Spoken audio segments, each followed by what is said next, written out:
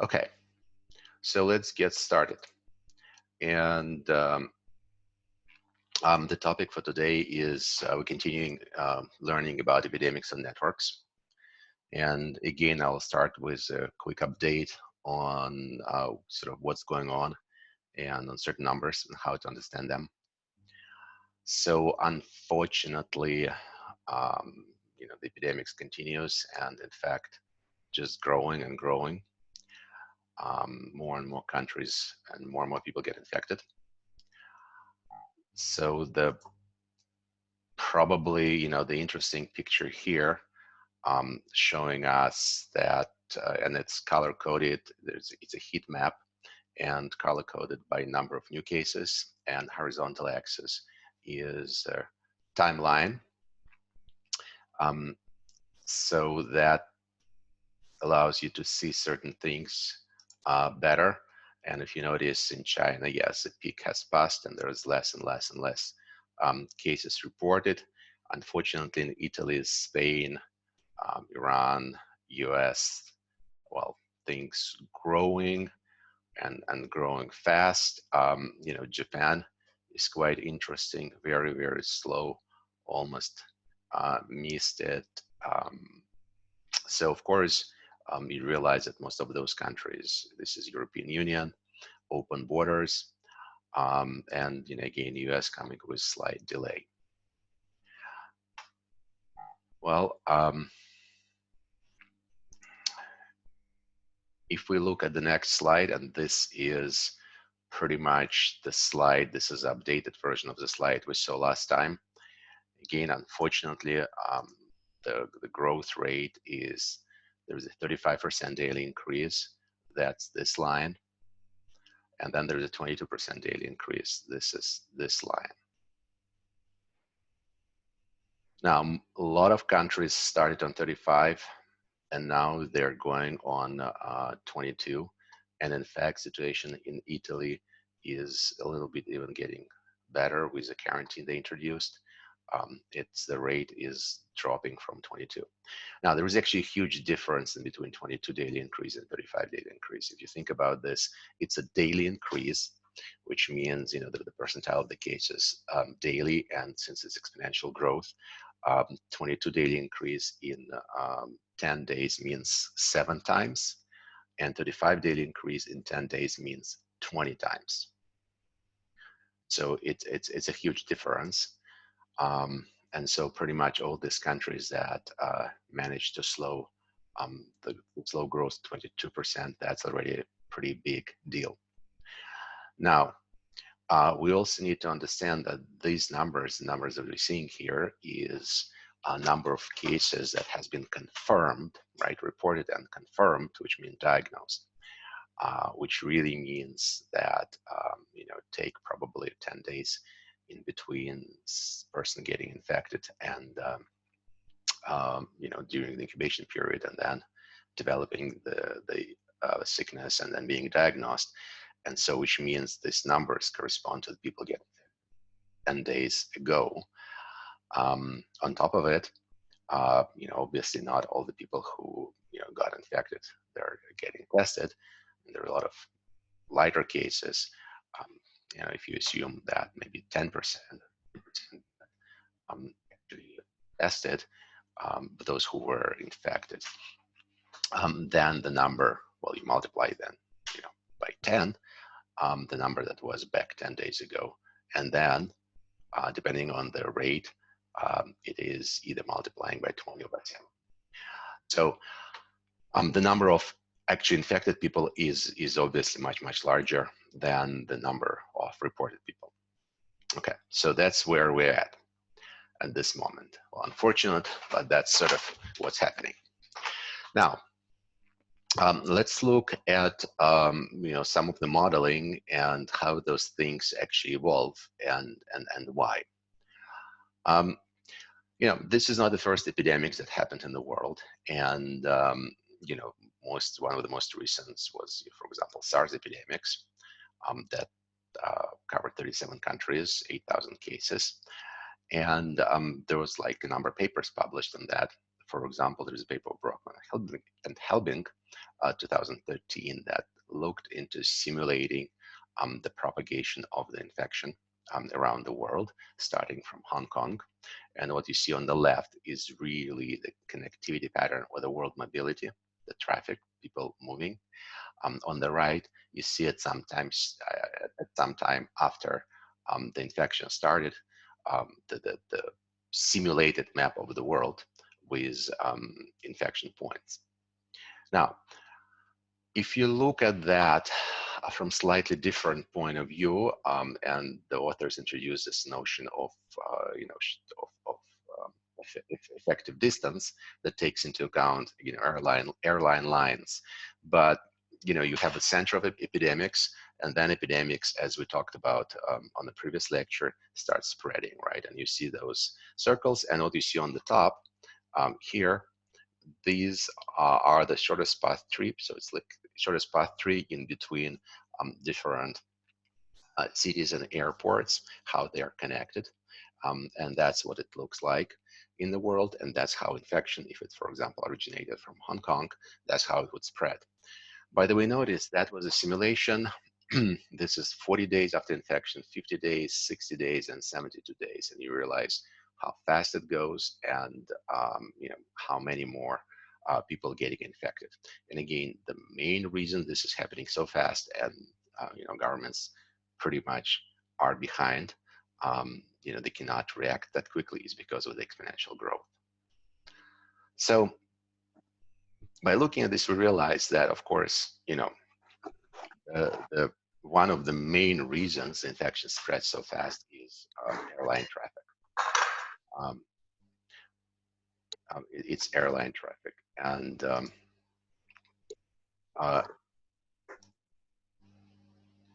anytime you get on an airline and travel, there is a chance the virus travels with you, and eventually, right now, all the long range airline traffic's stopped, and many other airlines are grounded. But if you look at this graph, and this is flight routes around the world, this is actually data goes back, probably almost like 10 years ago. So there's that many more routes right now. But even by looking at this, you realize that this graph actually, resembles power law, right? There are points where all the, airline networks comes together, and then they fly around. And in fact, it is, right? Because if this is a picture we used, in one of the first lectures when we talked about the difference in between power law and Poisson distribution. And, I was comparing road network and, power law network. And what we see on the top, these are sort of a US road network. And this is US airline network. And this is, of course, subsample of it. There are many more airlines. But if you look at these routes, what you see is, yes, there are hubs that are very well connected, and that makes far distance sort of easy reachable, right, in one step. And then there are like local flights. So hub and spoke system, and in fact, airline intentionally designed such a way with a hub and spoke system, because that allows you, the cheapest way to carry most people, around the globe. But that brings this danger and the weight of what we see happening right now.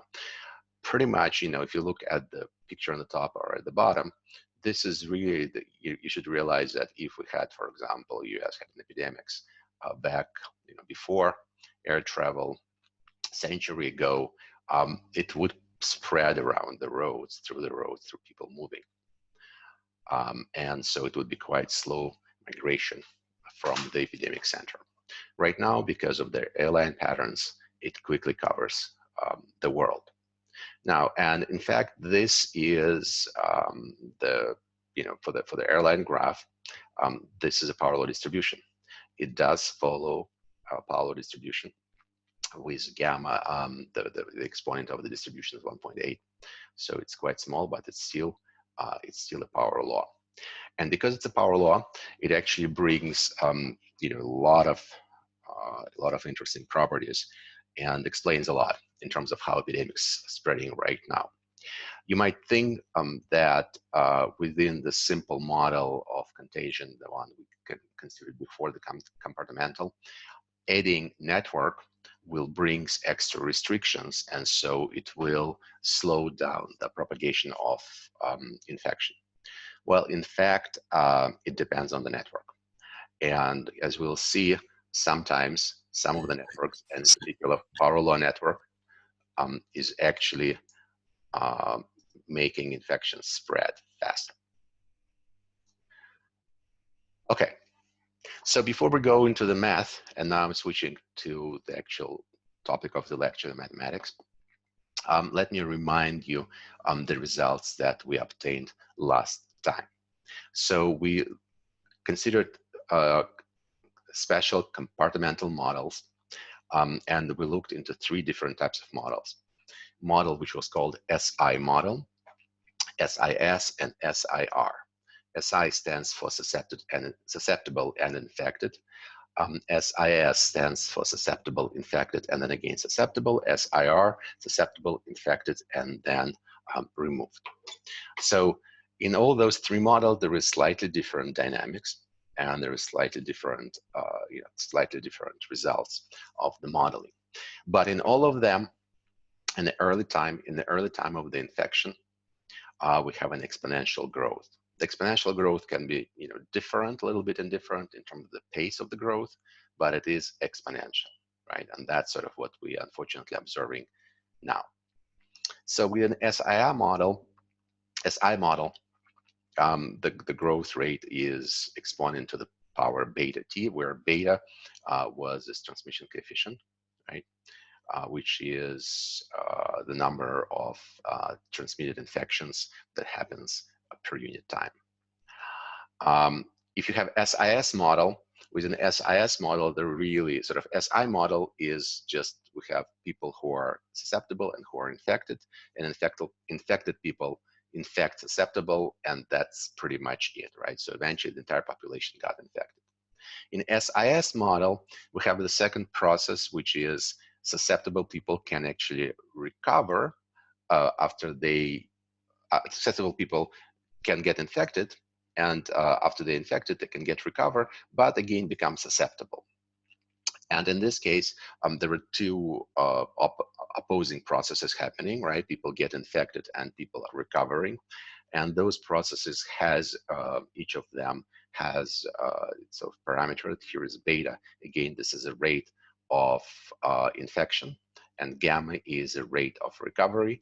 And obviously the behavior of the system depends on those relative rates. And there is what's called the epidemic threshold. When beta is greater than gamma, the infection grows and eventually stays within the population. If beta is less than gamma, then infection drops down and disappears. Now, SIS model really tells you that there might be infections if there is no immunity being worked out, during after the infectious time. Then people can get reinfected again, and the infection can persist within the society.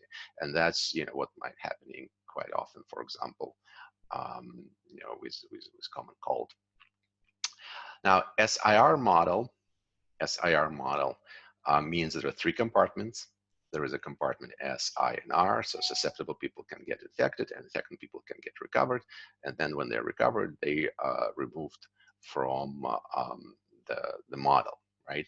And over there, what you see is again the fast growth, and then slow decay. Now, there is no analytical formula for this growth period, but it is very similar to beta minus gamma. So the growth rate is similar to what you have for SIS model. And it's sort of, obvious, it's really about how fast infection people get infected, how fast they recover. Now, with SIR model, and this is a model we're going to be mostly people looking at right now when they try to model infection. Now, there is also, for example, incubation period And so there is what's called SEIR model that takes that incubation period into account. And in fact, that incubation period makes detecting disease very complicated. Now, then there is also SIRS model, where people, after they recover, they again become susceptible. So in fact, with, again, coming back for a sec to current situation with coronavirus, there are a lot of open questions. First of all, yes, we do believe that that people get immunity after they have disease, but it's not proven, hasn't been proven yet.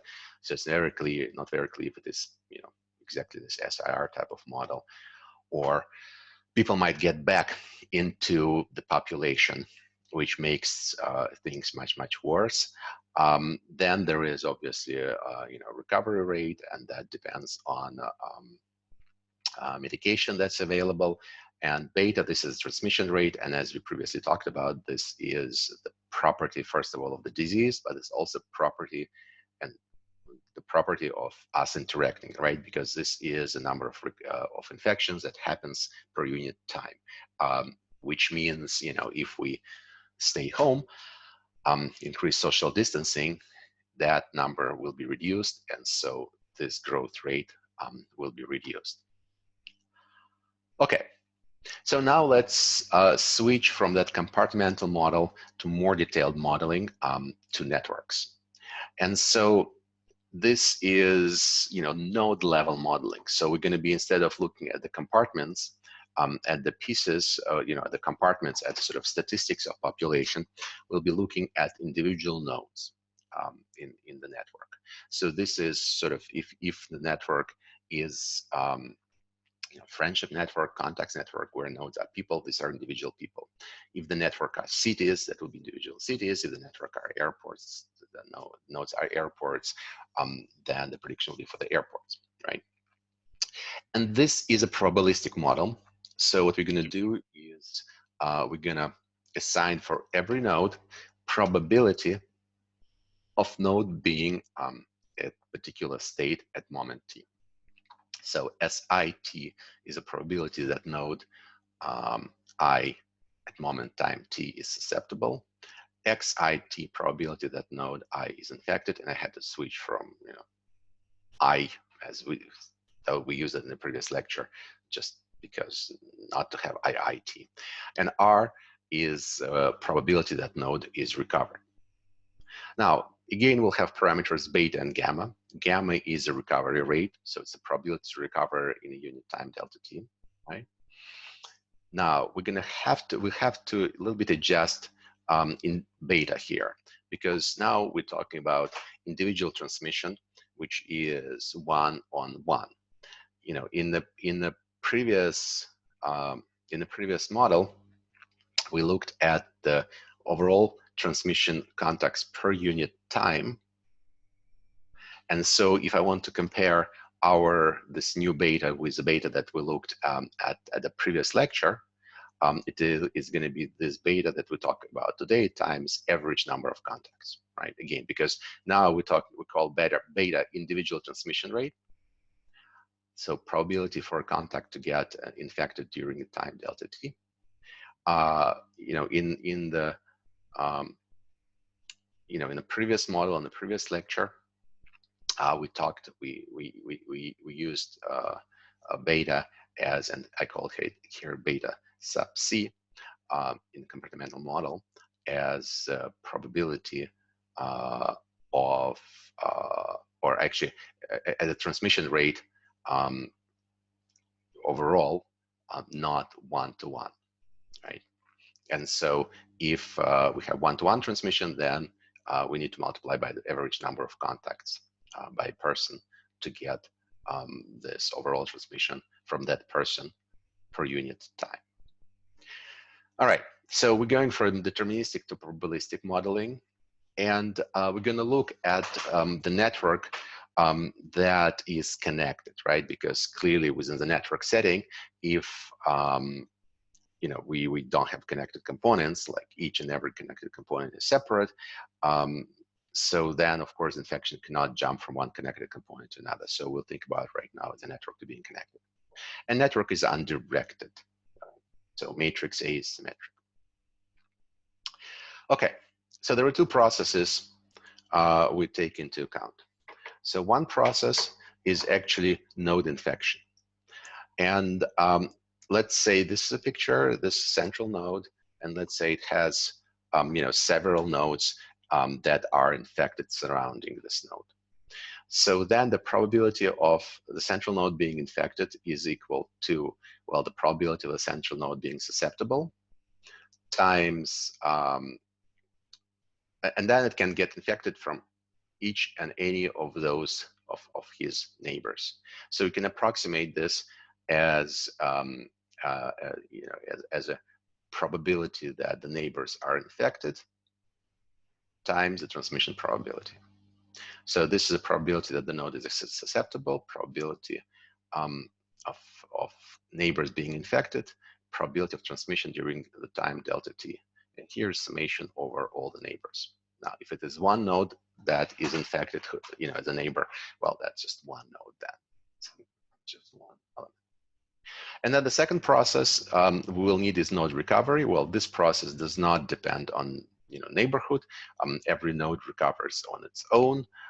And then there is this probability of recovery, which is probability being infected, probability of recovery during the time delta t, probability of being infected times the rate of recovery.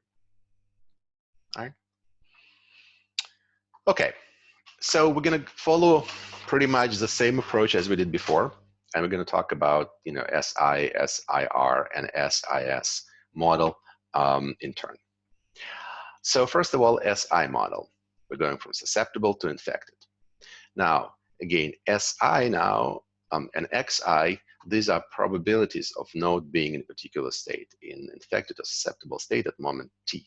So they have to add up to 1 because that's their probabilities. And then we can just write, very similar to what we've done before, the equation that probability of node I to be infected at moment time t plus delta t is equal to probability of node I being infected at the previous moment of time t plus the probability of getting infected during this time delta t. And probability of getting infected is combined from probabilities of node I being susceptible, not infected, right? Probability that neighbors are infected. Here, instead of summing over neighbors, I'm just replacing it summing over the entire network, but Aij, it's a connectivity matrix, so pretty much out of this sum, this matrix selects only neighbors. And beta is the coefficient, the transmission coefficient. So that's the equation. It is very, very similar to the equation we had before for compartmental model, but there is a significant difference. The difference is here we're not talking about compartments or parts of population. We're talking about individual nodes. We're talking about the probability of the nodes infected, and there is a sum here. So one more time. In a previous lecture, we wrote equation per compartment. So we had 3 compartments, so we literally ended up having 3 equations. Here, we have to write an equation per node. And so if there are 1,000 nodes in the network, there are going to be 1,000 equations. If there are 10,000, it's going to be 10,000. If there are 10 nodes, it'll be 10 equations. So we got differential equations. And it's a system of differential equations. So taking this and writing a differential equation, that's what it looks like. And then we have xi plus si equal to 1. So it's nonlinear equation because when I plug in, I express si and plug it in here, it becomes nonlinear. And we cannot solve it analytically. But of course, we can solve it numerically. What we're going to do now is we're going to do a very quick and simple approximation for this. We'll look at the early time approximation. Well, why early time? Well, because again, the most sort of dangerous, scary part of infection happens in the early time, right? When there is a growth. So we want to understand the growth rate of infection. So when time goes to 0, early time, the probability of any node to be infected is actually quite small, right? There's only a few nodes that are infected. So this is quite small. So within this difference, it's only 1 minus xi. You can approximate this as 1 and just drop xi. Then the equation becomes a linear equation. And then it's of course a system, right? So it's a system of linear equations, and you can write it in the matrix form. So for the linear system of differential equations, it is sort of well-known topic, and people know pretty well how to solve it analytically. So the way to do it is, for example, to look for the solution of the system in the basis of eigenvalues and eigenvectors of the matrix A, of adjacency matrix. So what you can do is you can take the matrix A, find its eigenvalues, eigenvectors, and write the solution of the system as a linear combination of those eigenvectors, where A, K of T are, so you're summing over all eigenvectors, and A sub K of T, these are the parameters that we'll need to find such that they'll satisfy this equation and initial conditions, and those AK of T, they will be changing with time, right? So that's where we put pretty much the time into. So to do this, we're going to take the solution, the one we write it in the form of eigenvalue, and put it in to the differential equation. So after you do this, and take a derivative, do some very simple exercise, you end up having differential equations, system of differential equations per coefficient.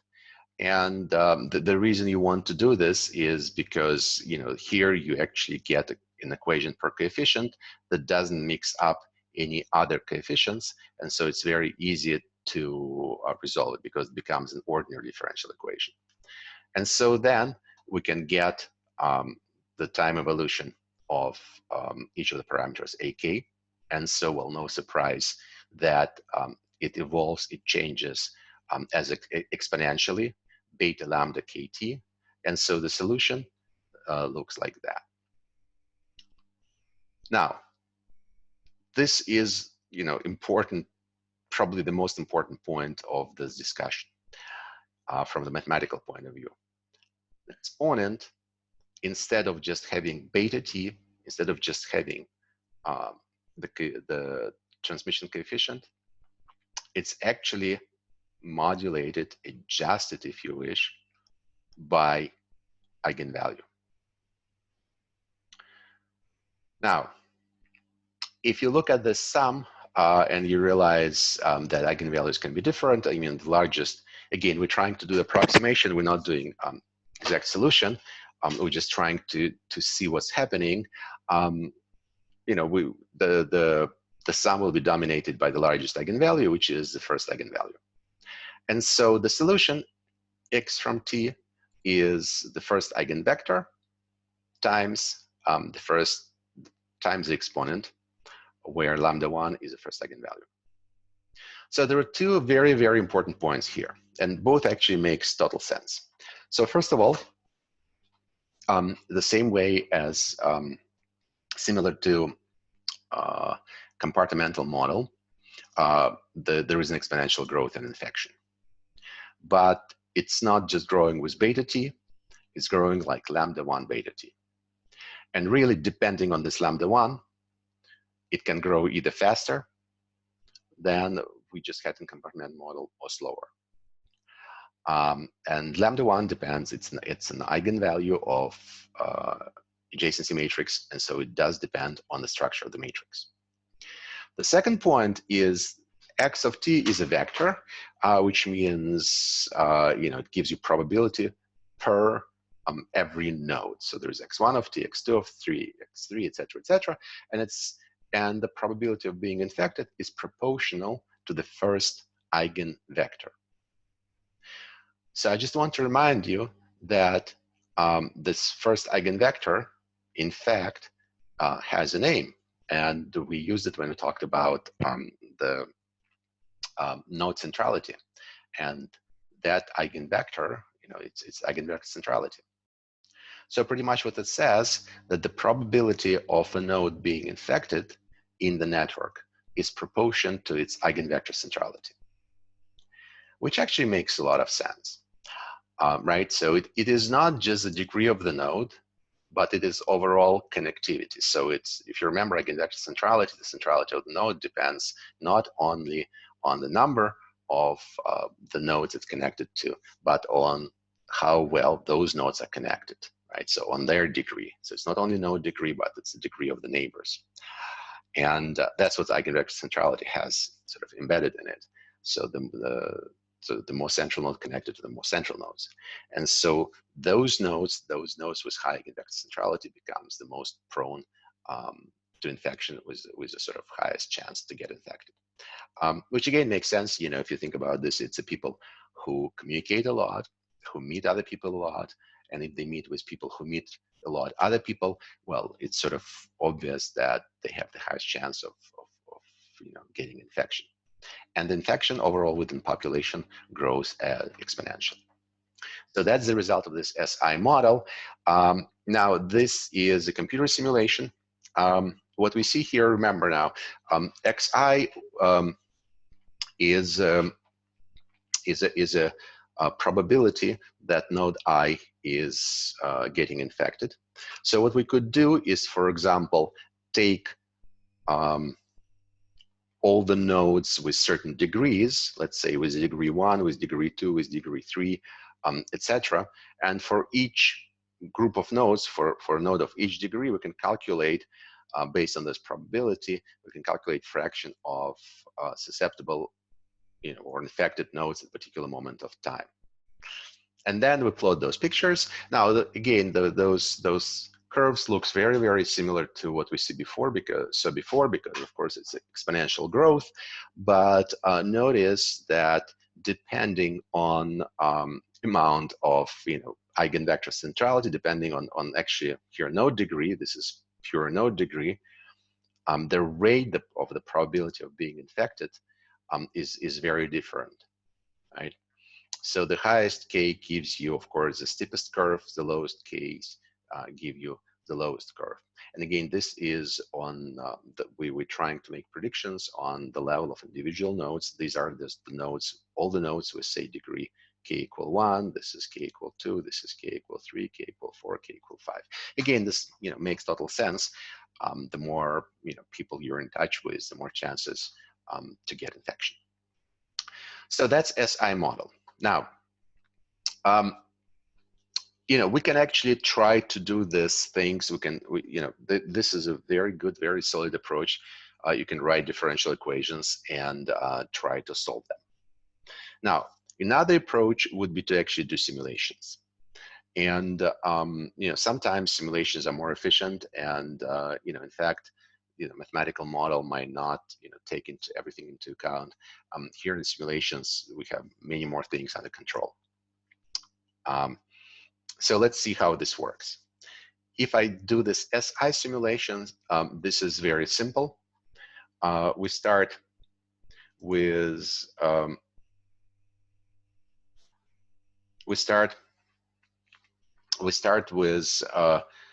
every node in a particular state, either S or I. We initialize with some number of nodes as infected nodes at the beginning. And on each iteration of simulation, we're gonna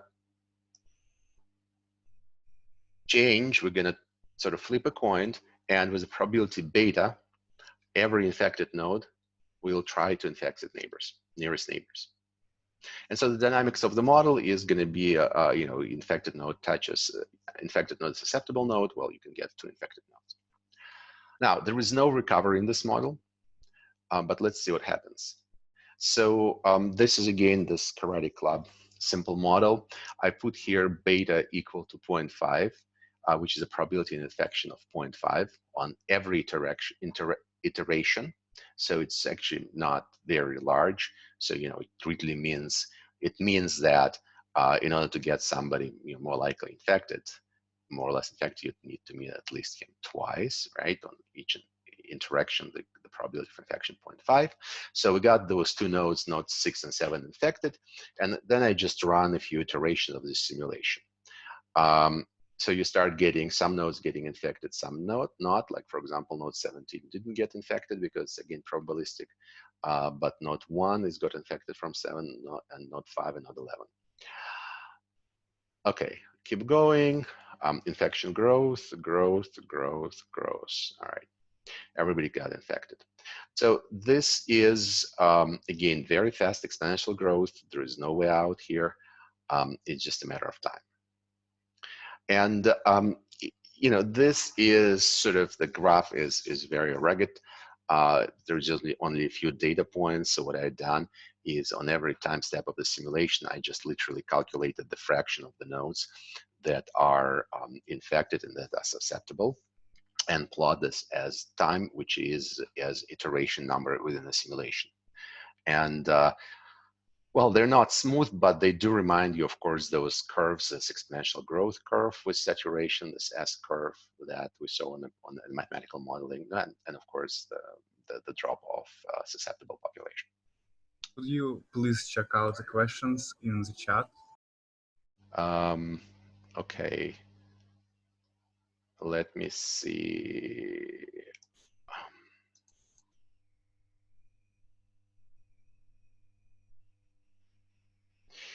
All right, yeah, so there are a couple of questions here. Why do we need SI if it says that everyone will become infected? And how would below graphical armor? All right, so first of all, you know, we need SI. So, you know, this is the simplest model, right? So we're kind of building out the complexity, SI, SIS, SIR. And so we're learning on this model, and that's one thing. The other thing is, you know,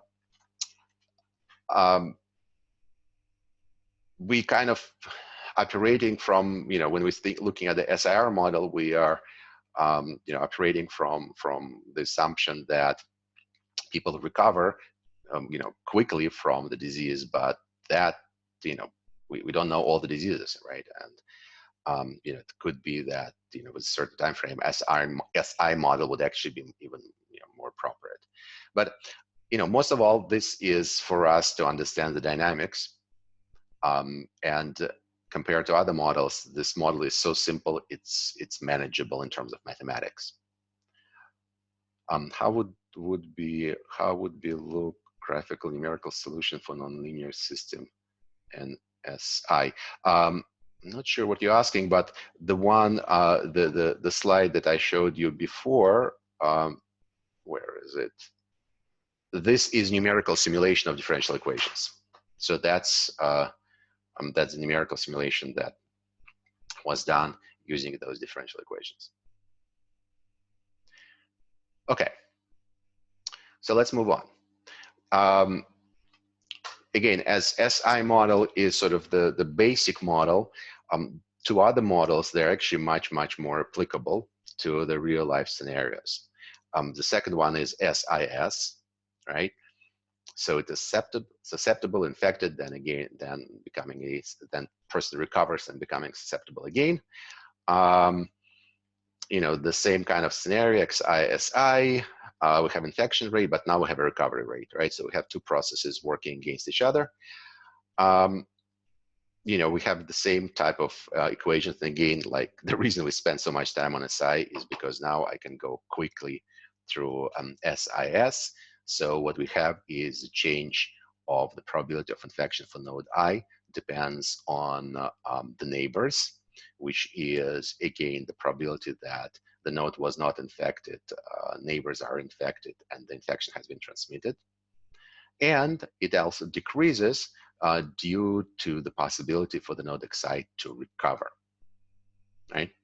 So that's how you explain this equation. So the only difference compared to the previous model is we're adding this possibility for a node to recover.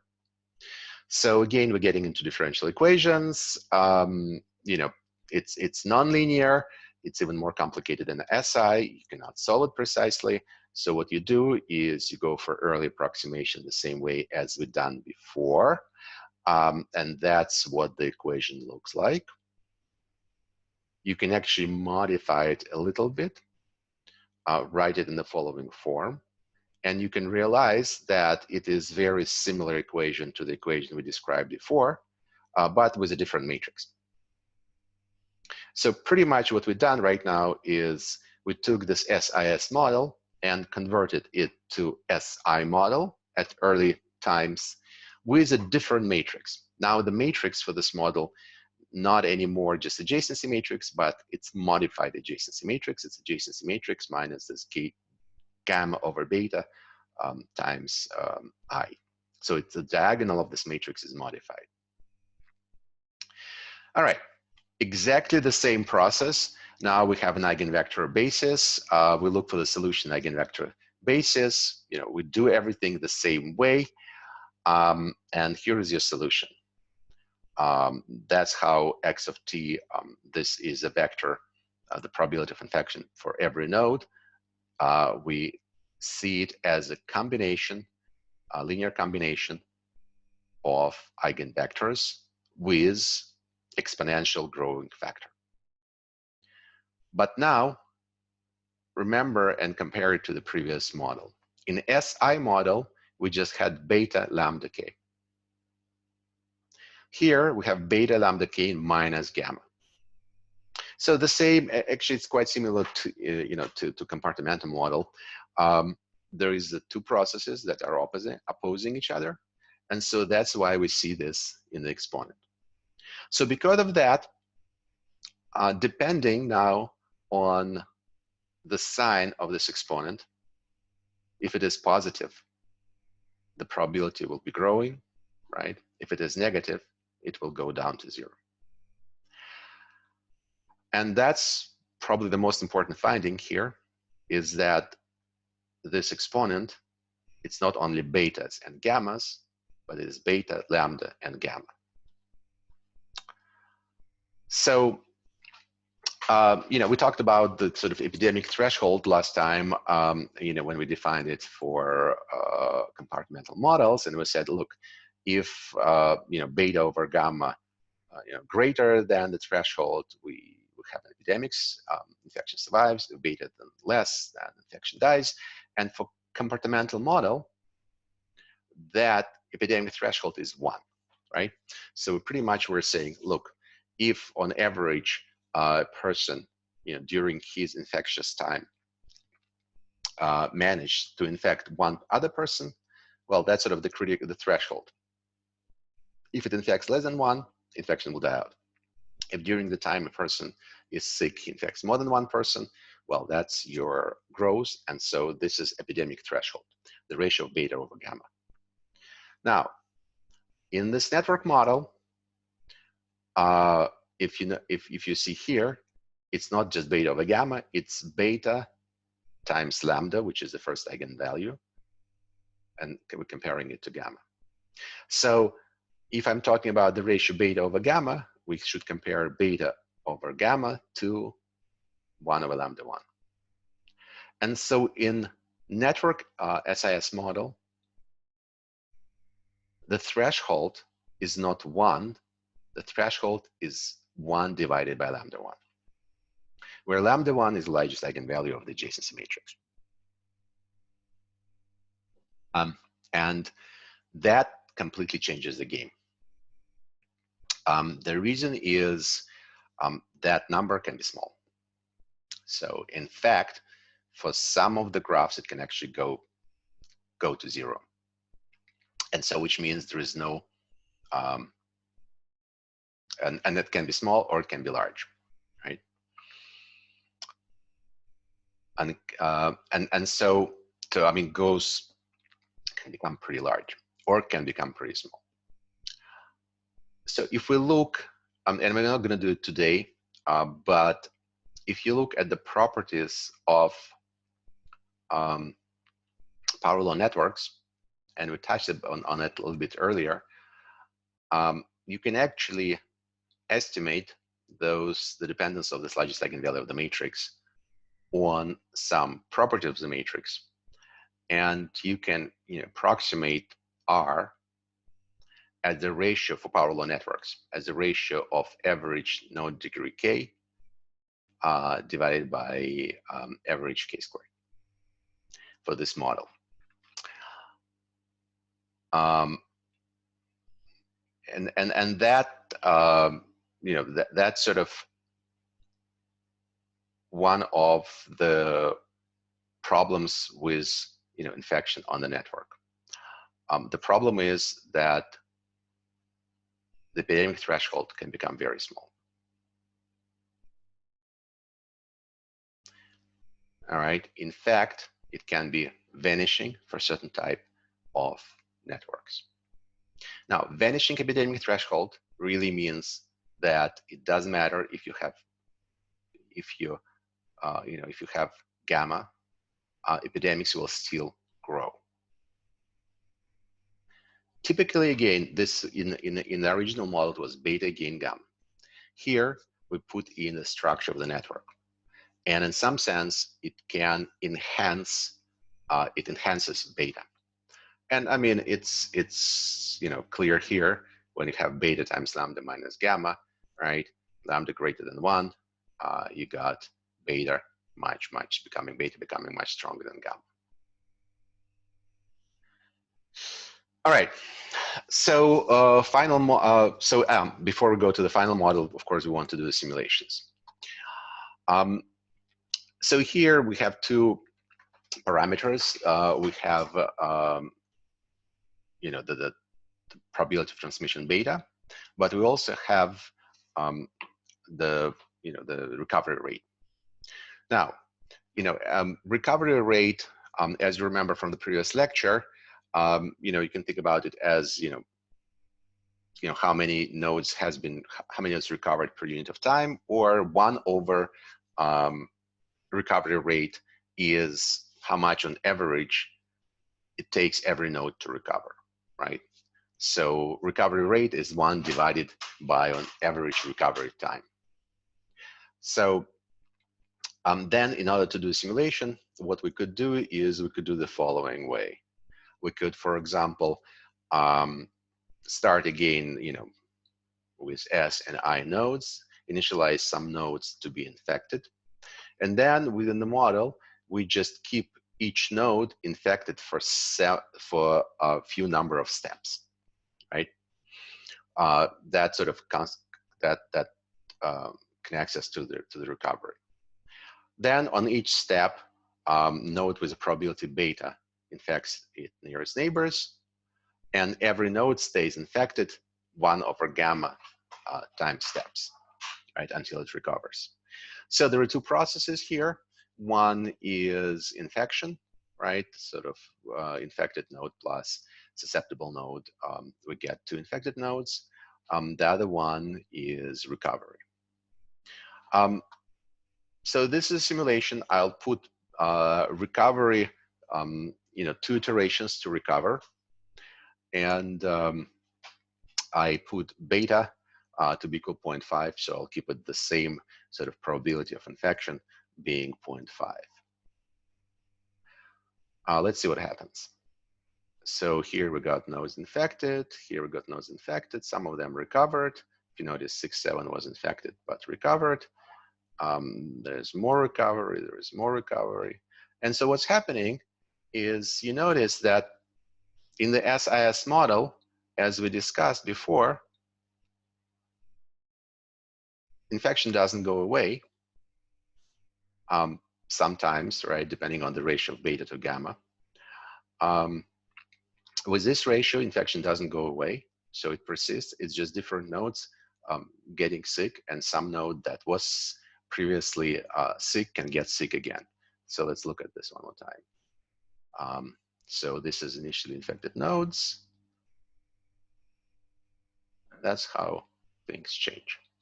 So if I, again, do this with a cis infection, if I do this number of fraction of, recovered versus infected node on this particular simulation, that's what it looks like. Now, there is, of course, some oscillations here. The system is very small. But, overall, that's what we're going to observe.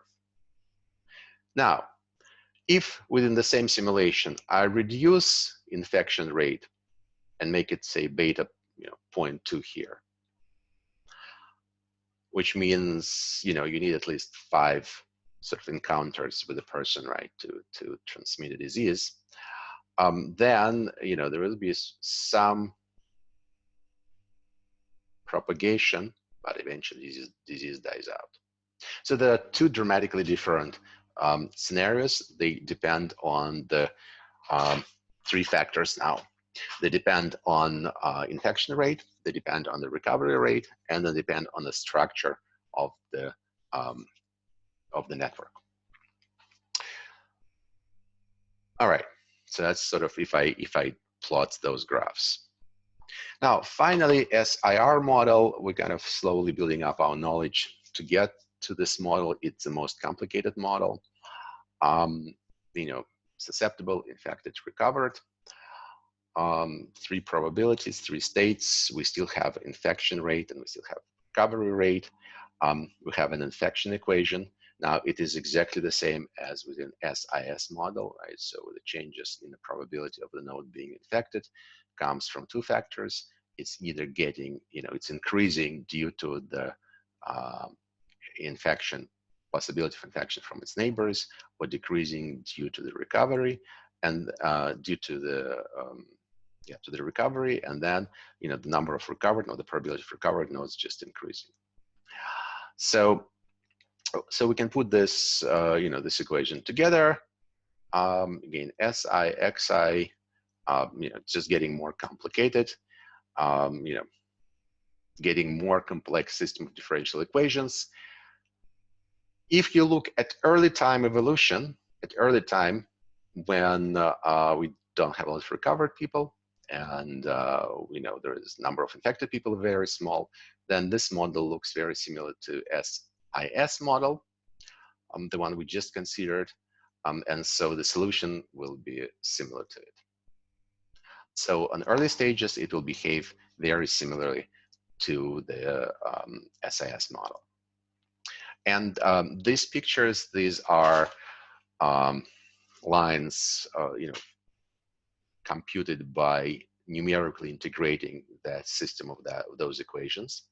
And so what we have here, these are lines for the fraction of nodes, actually with degree, with smaller degree to higher degree, from smaller degree to higher degree, from smaller degree to higher degree. It's calculate, and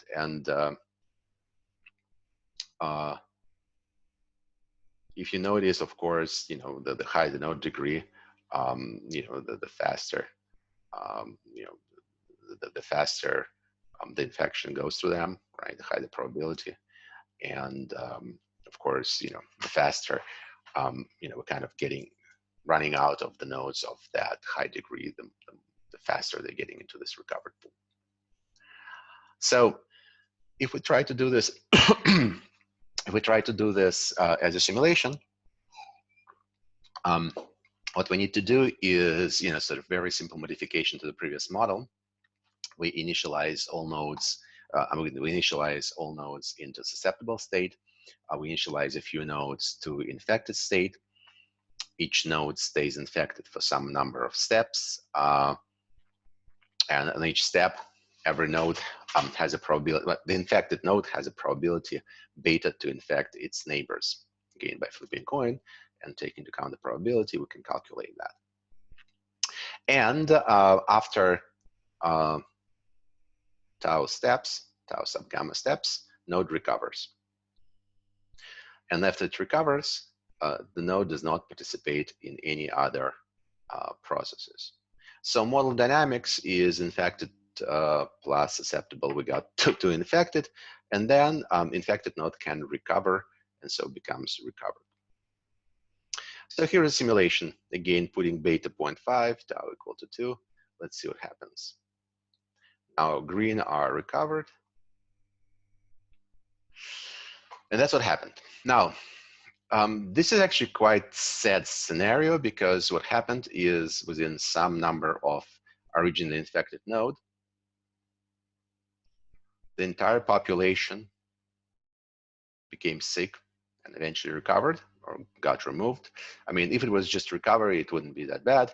Unfortunately, this R, stands also for removed, which means, some percentage dies. And so getting the epidemics go through the entire population is not such a great idea.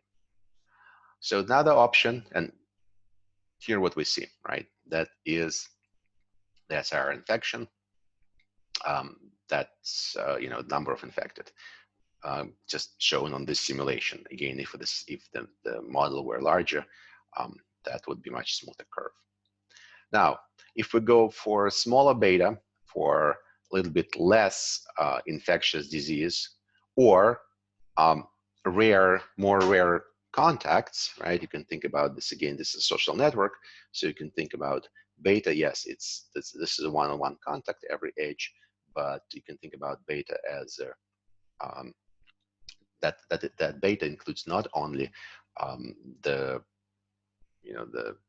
infectiveness of the disease, but also the frequency of the contacts, right? The one-on-one contacts. So here, beta 0.2, tau equal to 2, we got few nodes recovered, one more diseased, few nodes recovered, one more diseased, eventually it dies out. So that is, of course, that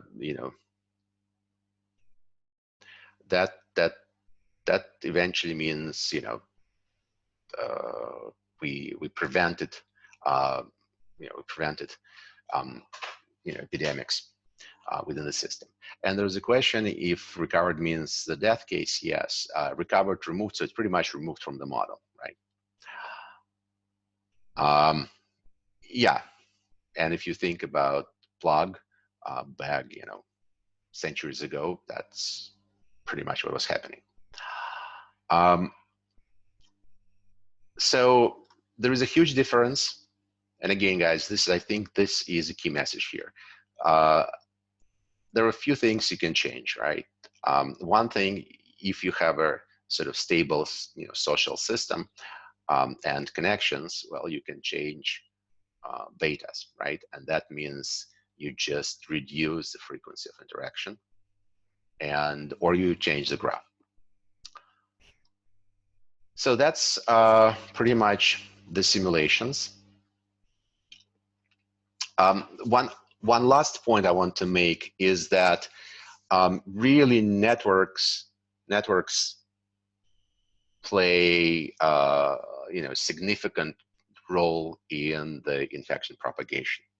So this is an example from the paper from Killing. This is a 15-year-old paper where they did some simulations on different type of networks. So left-hand side, this is a random network, completely random connections. Then there's lattice. Then there is a small world, and the small world was taken as a sort of, it's a simple small world from small world model.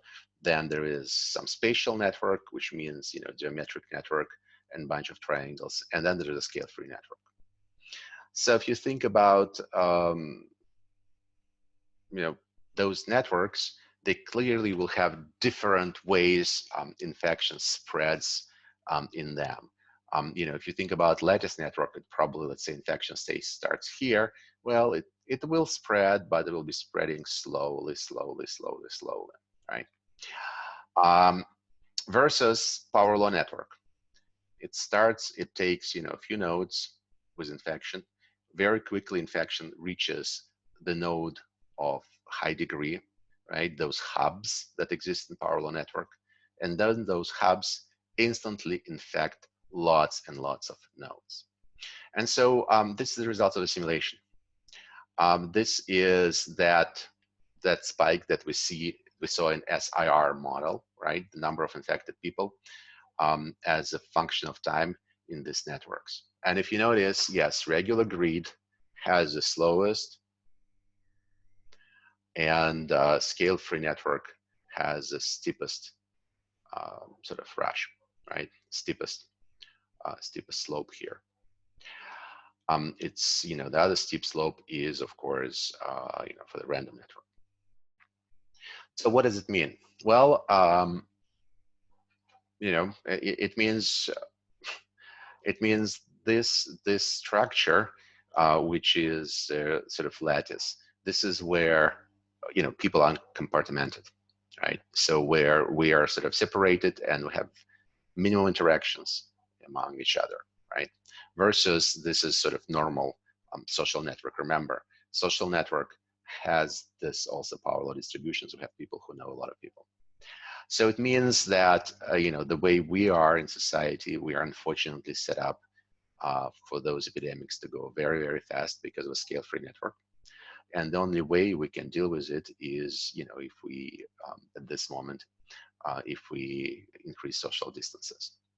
Now, the good news for a lot of diseases, if there's a vaccination, this system, this system of arrangement, the scale-free, is actually can be managed quite efficiently with vaccination, because removing the high degree nodes that are quite easy to identify, and removing meaning vaccinating them, can actually make a pretty big effect on the disease propagation.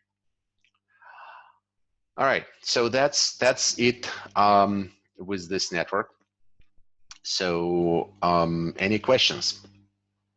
Could you please go to the slides where we'll draw the solutions of different differential equations?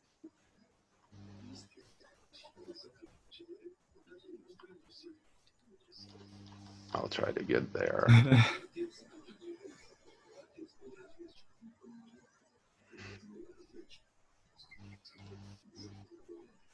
There we go.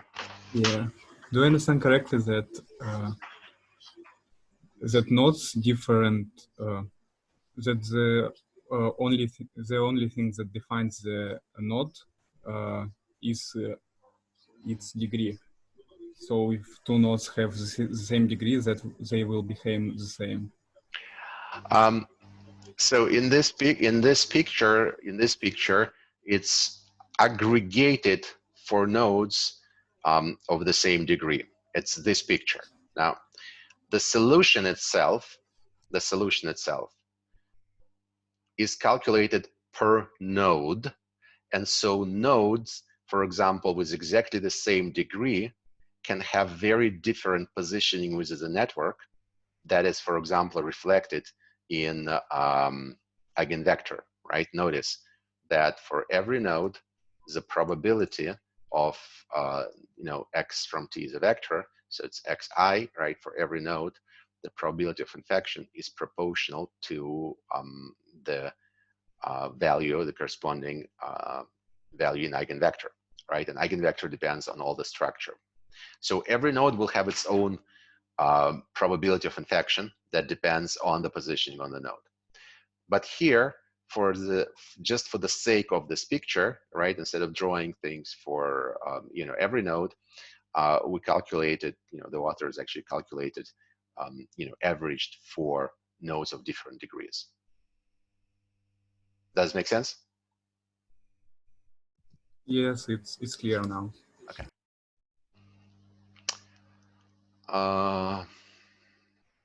Okay. Can you move to the slide with SI model, please?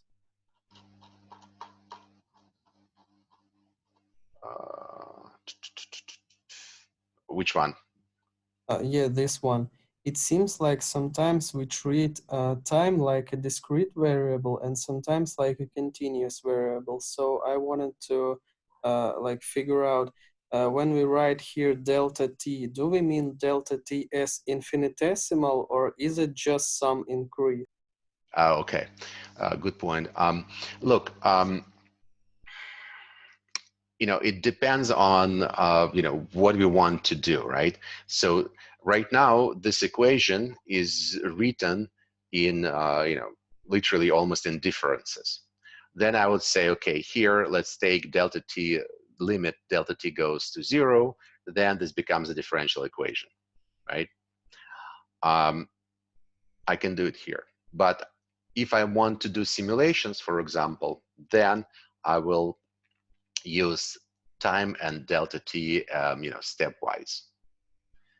So this is just sort of, you can write model, as in a difference format, or you can write it as a continuous. So here, to get differential equations, I need to go to limit delta t goes to 0.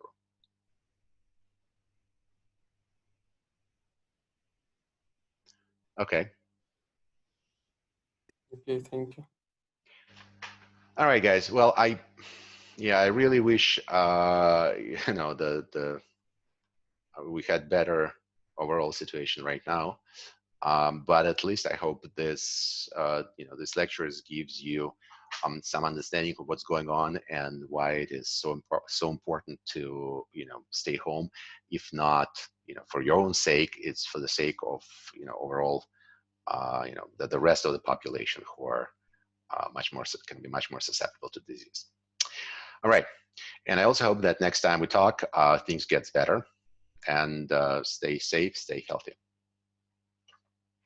All right, done. I'll pause this online within the next couple of days.